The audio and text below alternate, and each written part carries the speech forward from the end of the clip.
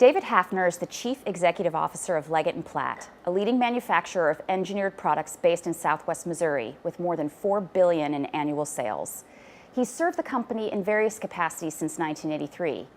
He graduated from Mizzou with a bachelor's in industrial engineering and also earned an MBA from the University of Wisconsin.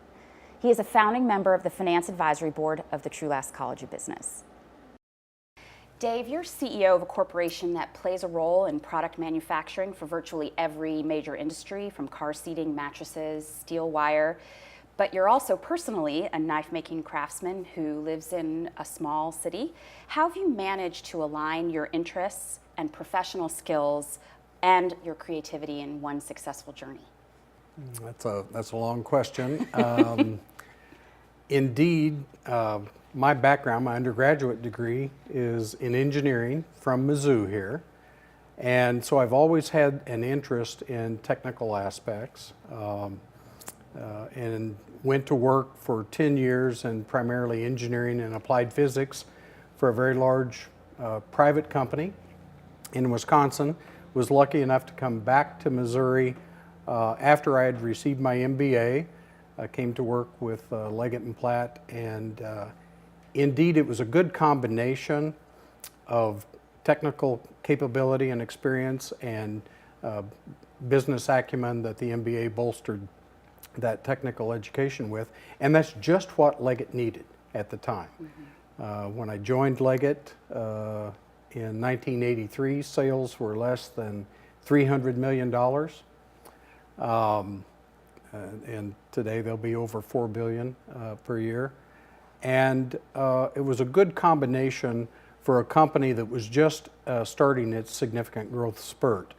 So that was, it was nice to come back to my hometown, Carthage, Missouri. And your comments about knife making, that's a hobby of mine. It's something that I use as a decompression process, if you will, from the corporate stresses. I built my own machine shop, and I've made knives for lots of famous people and knives for a lot of people that are not so famous. But each project is something that I thoroughly enjoy, and I think it's really an extension of my interest in detail. I'm a very detailed person, and something that I really enjoy doing that. So it's a combination of engineering expertise, some business acumen, and then just attention to detail. Can you share with us what some of the challenges and opportunities have been in creating an effective, functional organization in such a globalized culture? Yeah, I'll try to do so, Dean Gable. And it has been quite a challenge, quite honestly. When I first came to Leggett Platt, small public company, but small, virtually all of the operations were here in the United States in small cities. So it was a fairly monolithic set of culture and beliefs, no language barriers whatsoever. And then in the 80s and 90s, we really accelerated the growth of the company and truly became a global multi-divisional corporation, one with thousands of employees, as you point out, with different races and different religions and cultural backgrounds. And it was a real challenge to change basically everything we had into these different foreign languages. Our policies had to be changed, our procedural and directional documents had to be modified to accommodate all of our international employees.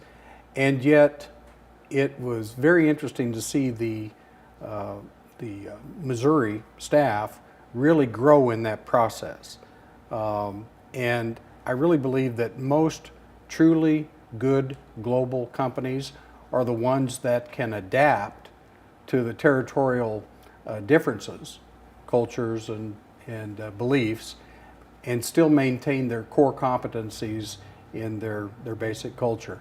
And I will say, being from Missouri, on the one hand, I'd like to have everybody enjoy a Missourian way about them. Unfortunately, that's unrealistic, and quite honestly, it would be very limiting. And So what we try to do is to adapt to those cultures, respect those cultures, and maintain attention to our priorities on the customer and the family and the employee base. In a Bloomberg interview last year, you said the desire to see more demand keeps you up at night. What do you think is going to fuel future demand for the type of products that Leggett & Platt is producing? The upshot is it requires improved economies. And with improved economies, and we're starting to feel that here in North America now, and Leggett has operations all around the world. We're starting to see improvement in other parts of the world. As those economies improve, employment goes up. That certainly helps. A stable geopolitical environment certainly helps. A strong housing market will lead to improved consumer sentiment, and improving consumer sentiment means propensity to consume goes up, and as a result of all of that, more product is going to be demanded and therefore need to be manufactured, and that's what manufacturing companies like Leggett & Platt really live for. So improving economies, though, it's easy to say, it's not so easy to have that happen, as you know. How do you see innovations that you've accomplished internally within the organization or that you leverage affecting consumer demand? Well, it does does affect it. It makes a big difference. Leggett & Platt's an engineered products company, and we talk a lot about our ability to innovate and design and manufacture products for the various industries that we serve.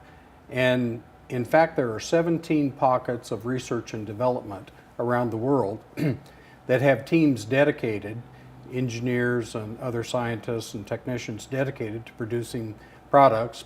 Perhaps it's a new spring system for your bed, or perhaps it's a new lumbar for your car seat, or a new geostabilization grid for some civil engineering applications.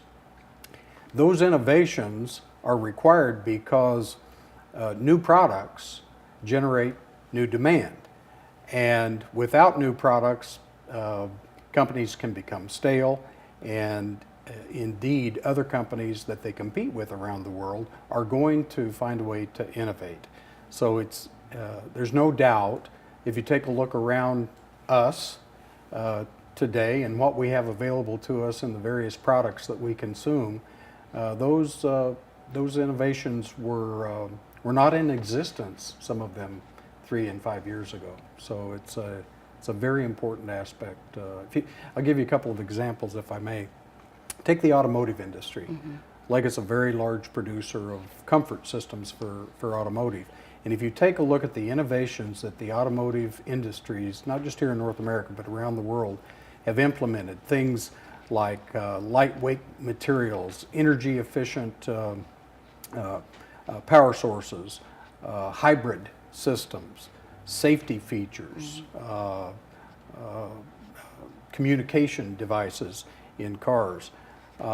That, coupled with the fact that the cars are much higher quality today than they were even a few years ago, all of that results in a higher demand for new automobiles. And of course, with every car that's sold, we as Leggett & Platt like that because we know we have a certain amount of content in each car. Another example would be the aerospace industry.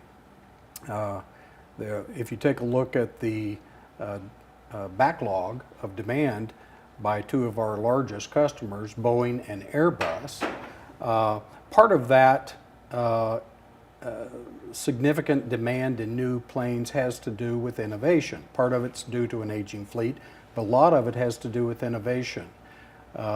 New materials, lightweight technology, new energy efficient engines, and obviously as those fleets get replaced over time, then all of our shareholders certainly benefit. a lot of innovation goes into many, many products, and those are just two examples. If you don't innovate, somebody else will, and if you don't have a new product to sell, then the public becomes disinterested in your product. How do you approach a new technology, and how do you think that this kind of technology and technological innovation happening globally is likely to affect the economy in general? Yeah, I'm an engineer with a high priority on innovation, and so I'm admittedly biased. But I do know that innovation is just absolutely crucial. And as I go around the world, and indeed I spend a certain amount of my vacation time and some of my personal money talking to scientists and engineers and other people looking for things that may be of interest to either Leggett & Platt. If I find something that's of interest to Leggett & Platt, then of course I'll get it to our research and development group. Or I find things that are interesting to other companies, not to Leggett & Platt, because of a network of friends that I have. I'll encourage it to go that way. But it's something that all corporations, not just here in North America, all corporations are super focused on innovation because they know that that is the feedstock for new products, new jobs, new equipment, new infrastructure. So another side of innovation that I know that your corporation has invested in is sustainability and improvements in sustainability, energy efficiency, recycling. Do you see sustainability as a driver of economic development as well? I do. It's a little less directly, it's a little more difficult to tie it to the economy, but sustainability is an important aspect of an improving economy. And first of all, it's the morally right thing to do. But secondly, sustainability and the activities associated with sustainability generate jobs, generate service infrastructure that is required. And in Leggett's case, I'll give you maybe a couple of examples.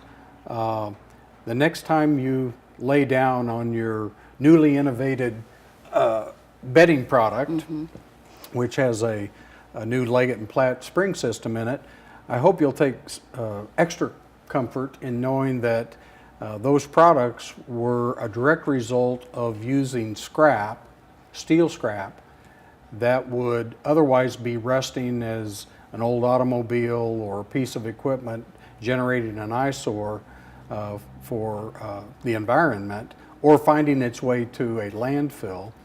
And Leggett having its own steel mill, we take that scrap and we carefully combine it in ways, and we produce steel rod, which eventually finds its way into wire, which will go into your bed spring or your car seat or your store fixture next time you go to the store, or a welding rod or fencing or some other things that we provide.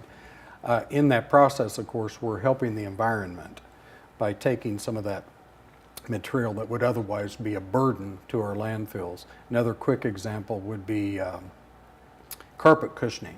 So most people, when they replace their carpet, or when they first put their carpet down, they will put a cushioning material underneath that, and the vast majority of that cushioning material is from reclaimed polyurethane foam. And Leggett & Platt is a very large producer of that type of material. And if that foam may have come out of a chair like this is the type of foam that would go into it. If it didn't go into some recycled material or product like that, then it would find its way to a landfill, and there it would sit as a slowly decomposing material and be a burden to our society. So, and those are just a couple of examples. I'm very sure that it's the right thing to do for economies, and it's the moral thing to do. The other thing that's important is the utilization of energy. Becoming more efficient at consuming energy is vital, in that the companies that don't do that are missing out on an opportunity to reduce the cost of their products, and some other company will find a way to be more efficient in the conversion of that energy and ultimately take that production away from that company. So there's a very strong capitalistic reason to be efficient in energy consumption too. All of those things are very important, not just for the environment, but for our economy at large. So as a company that engages in a lot of its own research and development and its own innovation, how have the changes in the intellectual property laws affected your strategy in this area? Yeah, that's a very good question. The recent change in patent laws here in the United States, which are now similar to what other parts of the world have had for quite some time, causes us to be significantly more secretive and significantly, I'll say, more timely in the process of applying for patents. As I know you know, the law is now first to file, as opposed to in the past here in the United States it was first to invent, although the inventor had to be able to prove that she or he were indeed the inventor. So what we're finding is that we're having much smaller groups of people, only on people on a need-to-know basis for the types of development that we do. Of course, all of our employees are tied to intellectual property protection rights, but the bigger the group you have, the more likely there's going to be some extraneous discussion about it. So we have tighter groups of people and technicians where our internal intellectual property counsel as well as external counsel provide as timely input as they can, and then we get to the patent office more often. I was pleased just this past week to see that Leggett Platt had been recognized again in the Wall Street Journal for being one of the more innovative companies in the country. It also is something that has caused us to refocus on the need to redevelop our existing products. I like to call it cannibalizing our existing products. In so much as somebody else can figure out how to produce a particular spring or a particular widget, whatever it happens to be, a little bit differently, and they file for a patent, and if the patent office, which errs every day, but if they do issue the patent, even though they learned from our product, if they have novelty that the patent office issues a patent on, then we could easily feel some competitive force that we wouldn't otherwise. And therefore, as soon as we develop a new product, before it's done, we have another team or usually it's the same team with maybe some other people involved, trying to figure out how to redevelop it. And so you get this perpetuity of intellectual property. Many times we don't run a product halfway through its patent life before it's completely eliminated out of our offering in favor of a new product. So the change in law is what it is, and we certainly respect it and live by it. It's made it a little bit more difficult than it's been in the past. Leggett & Platt has a very long history of growth through acquisition, and in general, we would be curious to hear your thoughts on whether acquisitions are easier or harder to make today than they were when you all implemented this strategy, and any advice that you would have in general for how to approach this type of growth strategy. Okay. Yeah, acquisitions have been a very, very important part of Leggett's overall growth.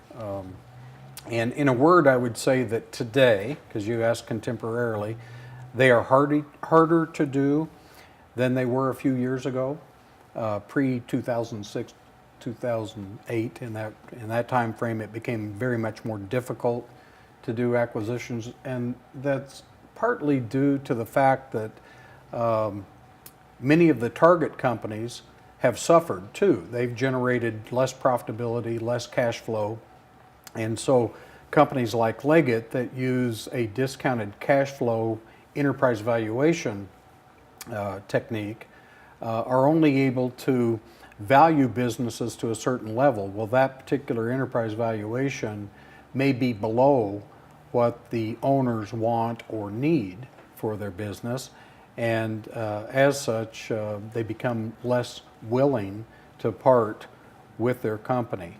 Now, it becomes a little easier if there are significant synergies involved. We're a targeted company.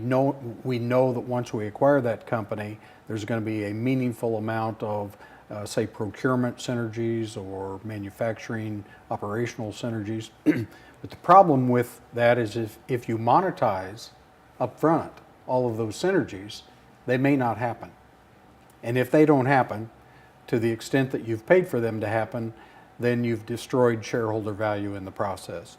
So today there's more of a stalemate, if you will, between the seller and the buyer. And one way to bridge that gap, and we do this periodically, is to use a contingent payout process where if the cash flow of the business, profitability and cash flow of the business exceeds what we had originally forecasted and indeed paid for, then we will pay the seller more in enterprise value. Now, that works best if it's a freestanding business that is not going to be integrated into one of Leggett & Platt's or the acquirer's organization, and especially good if the seller stays on as an employee manager so she can continue or he can continue to drive that company, because that way they are paid for basically what they do. So, and remain invested on a personal level as well. Exactly, exactly right. So it used to be a lot easier to do acquisitions, and I believe that it will become easier as companies climb back out of this quagmire of tough economy, if you will. But the most reliable economists are not predicting any hockey sticks in improvement, and so it's been a long slog, and it's getting better, but it may be a few years before we see the heydays of acquisitions back in the 2005, 2006 range. Well, I'm sure when we get back there that you all will be on the front line. We'll be active. In fact, we're active as we speak. So going from the strategic side of the organization to the community in which Leggett & Platt lives and has its home base and operation, back in May of 2011 in our state, and specifically in your part of the state, we witnessed some pretty incredible disruption and devastation, but also some really wonderful resiliency. And I'd imagine that there was a lot of wisdom to be gained from that as a member of the community and as a leader of an organization headquartered in that community. Can you share with us how your experiences related to the Joplin Tornado influenced your leadership, your approach to business? Yeah, that event was a life-changing event for all of us that work and live in the Joplin area. And it could have been worse. There were 163 people perished. Had it happened during the week as opposed to a Sunday evening, there easily could have been thousands of people that perished. We at Leggett lost 3 of our people, and we had over 100 of our employees that suffered either injury or substantial property loss. So it's indescribable, the devastation. It's as I said, it's unforgettable, but it does have, to your point, it does have a bit of a silver lining associated with it, and I think that everybody knows that tough times can draw people together, and generally I'm a pretty proud guy anyway, but I have to tell you as we sit here that I'm especially proud not only to be a Missourian, but to be from that part of the state where the attitude was unbelievably strong. I think it has a lot to do with an overall will to make it on your own, to help to help your own people out. And again, that's not limited to just Southwest Missouri, but it's awfully, awfully strong there. And some of the benefits come from what you learn in an event like that. Some of the hard facts that you learn how to make safer future structures. You learn how to improve warning systems. You learn how to respect the warning system and improve logistics and traffic flow and all of those things. Those are all hard sort of facts that you can attribute, and advantages you can attribute to an event like that. But the softer side of an event like that will certainly affect you if you experience it, in that the acts of heroism and the unbelievable sharing that the Joplin community experienced are, you can get pretty emotional thinking about it. Tens of thousands of people came to our community and helped people that they never knew, didn't need to know. And the outpouring of food and of clothing and money and various other supplies, medical and other supplies, are definitely a positive thing that came out of that. With regard to Leggett, we made some significant donations. It's our community. It's what we should do. I was especially proud of our people, who also collectively donated a lot of money out of their paychecks for people that they didn't know. I mean, 100 or so of them were our people, but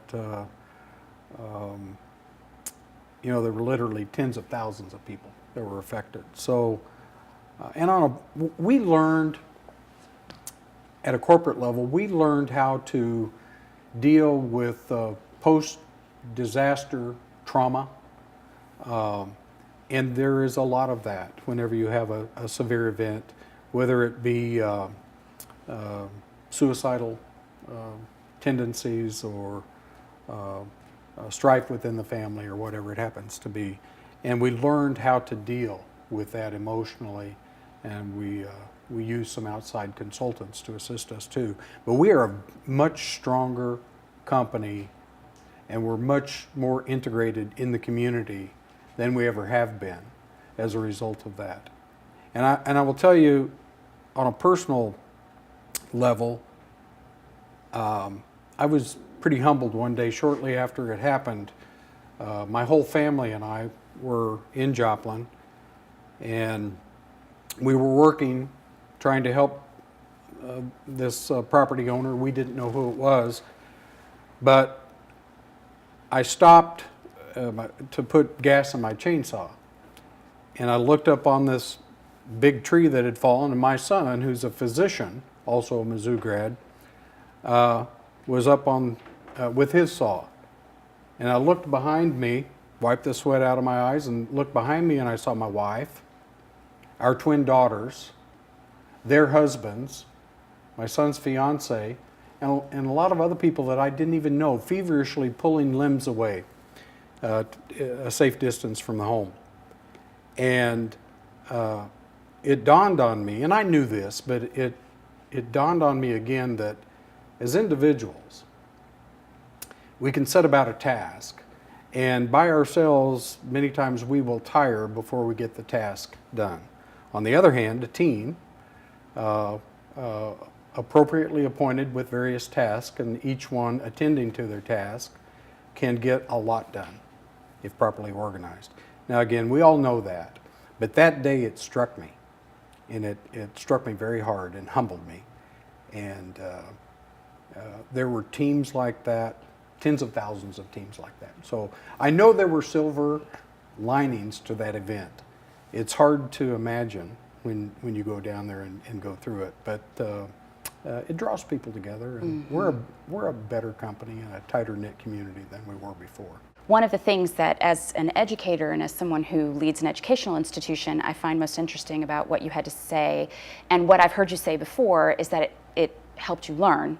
And I think that's a remarkable thing for a leader in your position to consistently look to, is what the lesson is and what you've learned. In fact, I've heard you say before, every day I learn how much I have yet to learn. I've heard you say that more than once. And so for our learning from you, could you tell us how you came to realize this about yourself, how you've held on to it as you've moved up the corporate ladder? Yeah. Well, it's sort of like the theory of relativity, if I can use that analogy. Sure. Because if you have a subject that you're very interested in and you want to learn more, the way you do that is you expose yourself to people or databases that have that information, and hopefully those individuals will provide incremental or relatively more knowledge. And so I have this list, we all have lists of things that we're interested in, and since I guess ever since I was a little boy, you know, I would say, why? And I had people always willing to teach me. And as a result of that, I've got this learning process in motion.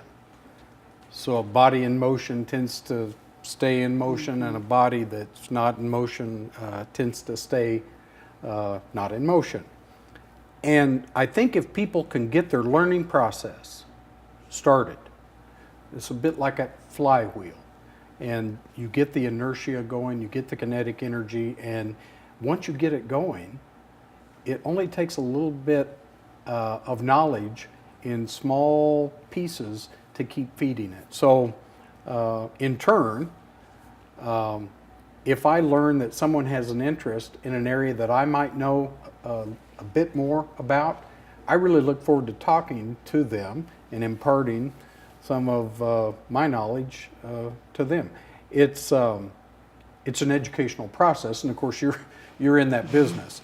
So it's a lifelong interest that I have, and I go lots of places to try and learn things, and people share with me, and I hope, well, I know as long as I'm mentally capable, I'll continue along that learning path, and then there'll be death, and I guess it stops at that point. But well, maybe. Yeah. But it's something I think about in physical terms, and yet it's such a wonderful way to broaden your horizon and your interests and your friendships and things.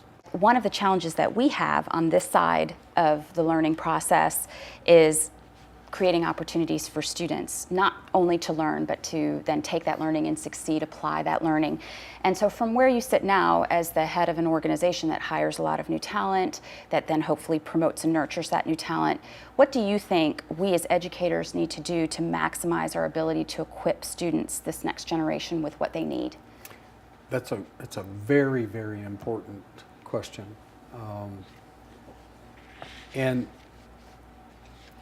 in my opinion, if the environment, be it the university here or any other educational venue, can provide professors, TAs, labs, things that are conducive to the learning process, and those educators, if I can just call them that, are willing to provide the subject matter in digestible pieces, not overwhelm the student, but in bite-sized digestible pieces. That's very important. It's also important to the extent that the educator can, to make the educational process fun, or at least more enjoyable. Now, I will admit there were some classes or labs that I was in that I didn't find all that enjoyable, but there were some that were, And to the extent that the educator can really do that, then I'm fond of saying that the students will be pirouetting and pecking the knowledge target in a way that Pavlov would be very proud of. And I understand certain subjects are harder to do in that regard than others. But another thing I would encourage the educators to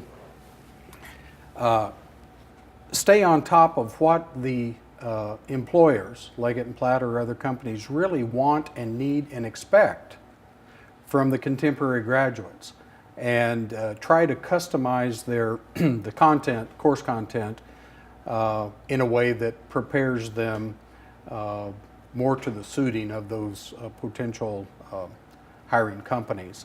And that can be done. It's okay for a professor to pick up the phone, or maybe it comes through your office, and reach out and touch that employing company and say, what can I do? How can I make my students more valuable to you as a prospective employer?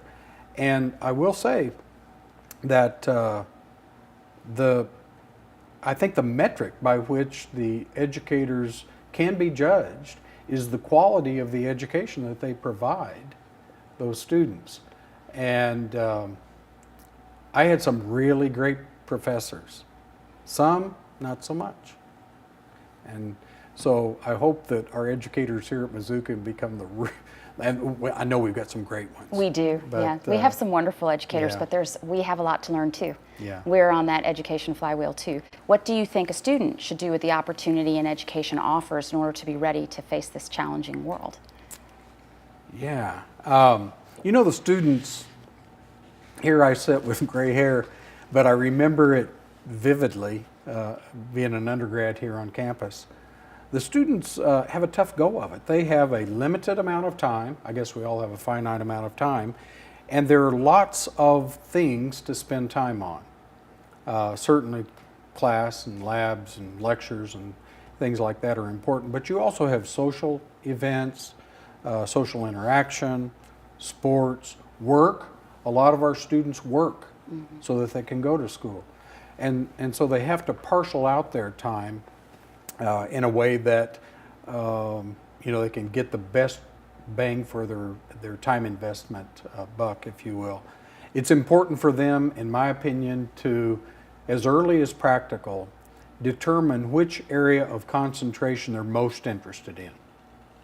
As an example, if you really want to be a journalist, you may not want to pursue a chemistry degree. You may, okay, but find that degree or that area of concentration that you're most interested in. I would also encourage those students to reach out and find a mentor off campus, someone, and preferably not a parent, that they can interact with, someone that has knowledge in the area of specialty that they're pursuing. And I know in my particular case that was very helpful for me. I was very interested in anthropology and the performing arts, but that wasn't my priority. My priority was engineering and physics. And so once you get that focus, stay laser focused on it, apportion your time as best you can, and remember, it seems like an eternity, but if you're on a 4-year program, it's really only 36 months. So that's what I told my children, and they were able to come through it reasonably well. Yeah, I think they did all right, but they had a very good role model. And we're very grateful that we have the benefit of your wisdom. We're very proud of you as an alum of the university, and we're honored that as we celebrate 100 years in the College of Business, that we can look to you as the leader of an organization that's been an anchor in our state and now globally for your insights on the future of business, what we're doing as educators, and as a challenge for the next generation who hopefully will enjoy some of the success that you've enjoyed. Well, you know I'm proud of this university. I'm obviously linked to the engineering school and the business school, and there's nothing like being a Mizzou alum. It's once you go to school here, you always have it. So, once a tiger, always a tiger. always. M-I-Z. Z-O-U.